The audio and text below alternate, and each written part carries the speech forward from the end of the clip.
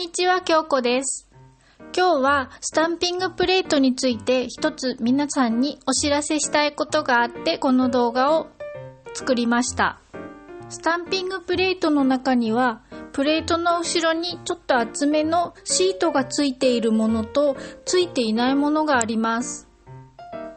シートがついていないものの中には気をつけないと手を切ってしまうことがあるので、今日はそれを防ぐ方法をお知らせします。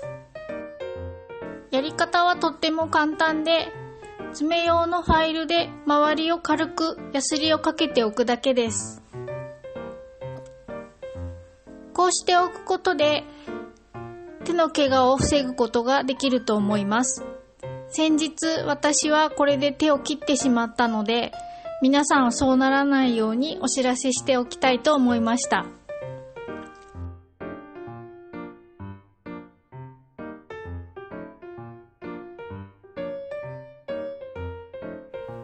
すべてのプレートでなるわけではないと思いますが、もし後ろにシートがついていなかったら念のために使う前にヤスリをかけておいた方がいいと思います。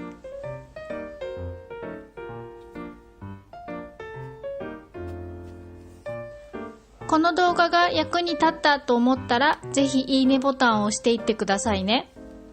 チャンネル登録がまだの方はチャンネル登録もよろしくお願いします。